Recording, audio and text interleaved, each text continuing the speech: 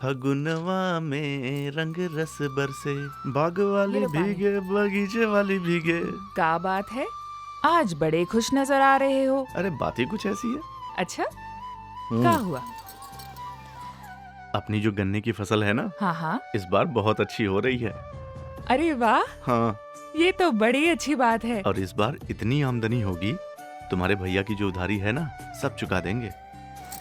बस भगवान कृपा करे। लल्ला का एडमिशन करा देंगे शहर में। हाँ, ये बहुत अच्छी बात कर रहे हो। अभी ये बताओ, तुम्हें क्या चाहिए? बता दो। हमें ना, हाँ, हमें तो तुम झुमकी दिला देना। बस झुमकी? अरे हम तो तुम्हें झुमकी के साथ कंगन भी दिलाएंगे। अच्छा। गन्ने की फसल ही इतनी अच्छी इस बार।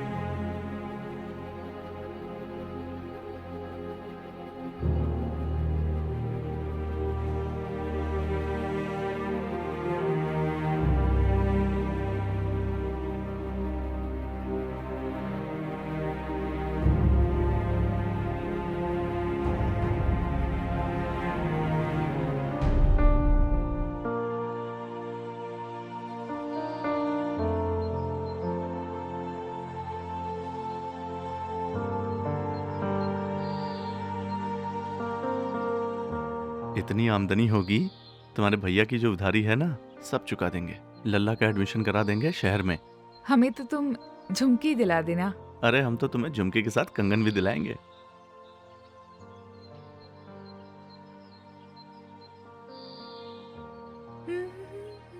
ला ला ला ला। का हुआ? यहाँ काहे बैठे हो? हम वहाँ तुम्हें गन्ने के खेत के पास देख रहे थे। अच्छा सुनो, आज हमने तुम्हारी पसंद की खीर बनाई है। का हुआ? कुछ नहीं। उदास काहे हो?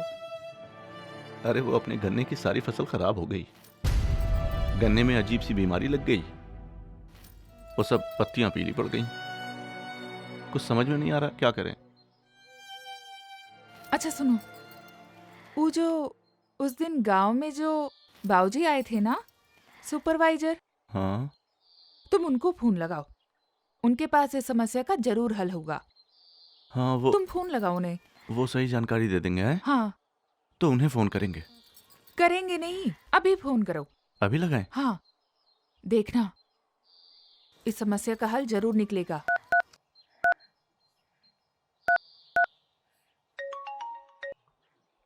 हाँ हेलो। राम राम बाबूजी। राम राम। अरे बाबूजी थोड़ा परेशानी में हैं। अरे श्यामलाल, ऐसा क्या हो गया? अरे वो हमारी गन्ने की फसल खराब हो गई। उसे पता नहीं अजीब सी बीमारी लग गई और पत्ते पीले पड़ गए सब। ओहो हो। ऐसा है, मैं यहीं गांव में जितेंद्र यादव के घर पर बैठा हूँ। जी तुम ऐसा करो, यहीं चले आओ, पूरी बात यहीं कर लेते हैं। जी बाबूजी, ठीक ठीक। ठीक है, आ जाओ। देखा, हमने कहा था इस समस्या का हल जरूर निकलेगा। तुम परेशान मत हो। अरे श्यामलाल, आओ आओ। राम राम बाबूजी। राम राम, बैठो। क्या बात है, कुछ परेशान, कुछ उदास दिखाई दे रहे हो? हाँ जी, वो थोड़ा गन्ने की पूरी फसल खराब हो गई हमारी।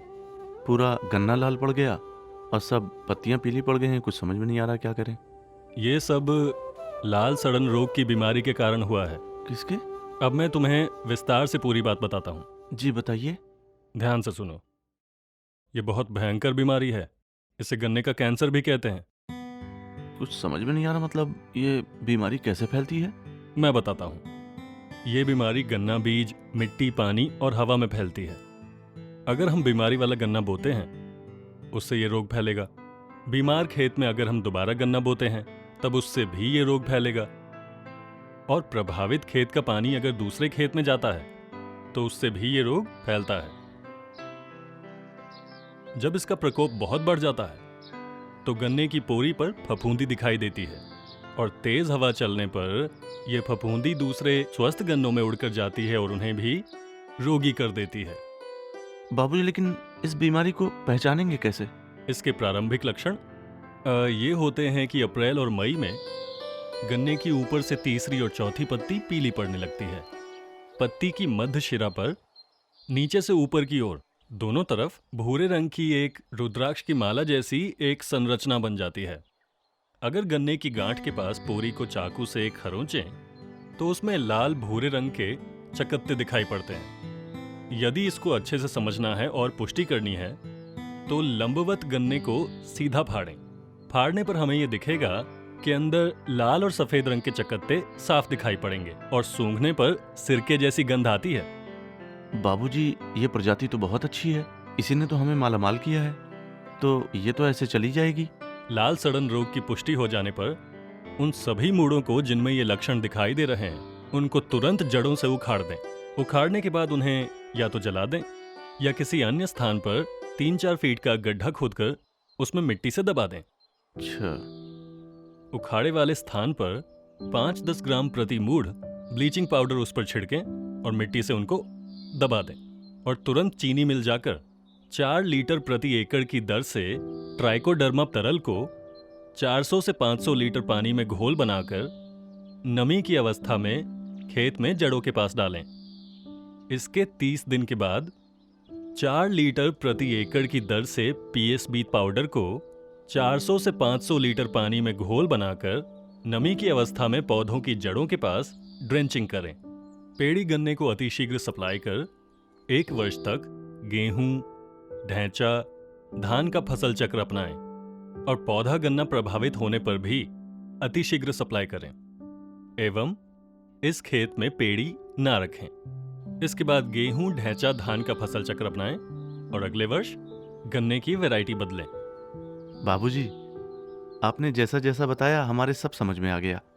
अब गांव में जिसके यहाँ भी ये रोग लगा हुआ होगा, हम उनको भी ऐसा ही करने के लिए प्रेरित करेंगे। पर बाबूजी, ये बीमारी गन्ने में ना लगे उसके लिए क्या करें? बहुत अच्छा प्रश्न है। गन्ने में बीमारी ना लगे इसके लिए क्या करना है, वो अब मैं तुम्हें बताता हूँ। जी। खेत की तैयारी करते समय पुरानी फसल के ठूठों को निकालकर जला दें। ठीक। अंतिम जुताई पर 4 किलो ट्राइकोडर्मा पाउडर का कल्चर बनाकर खेतों में डालें और रोग रहित बीज का चुनाव करें। जी। गन्ने का 2 आंख का या 1 आंख का टुकड़ा काटें। हेक्सास्टॉप के 0.1% के घोल में लगभग 30 मिनट तक डुबोकर उपचारित कर बुवाई करें। ठीक। यदि उपचार रात भर के लिए हो तो उत्तम है। जी। इसके लिए बीज को शाम को काट लें। हेक्सास्टॉप के 0.1% के घोल में इसको रात भर भिगो दें और सुबह निकालकर इससे बुआई करें। ऐसा करने से बीज के अंदर के फफूंदी के सभी स्पोर समाप्त हो जाते हैं।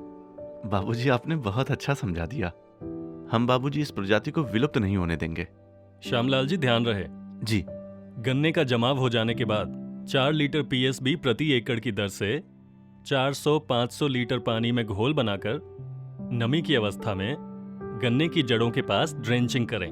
बाबूजी, आपने हमें जो समझाया उसे हम अवश्य करेंगे, क्योंकि हमें इस को 038 प्रजाति को खोना नहीं है, क्योंकि यही प्रजाति हम किसान भाइयों के लिए वरदान है।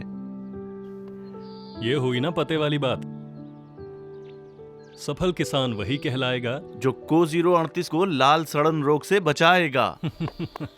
बढ़िया। जी बाबूजी।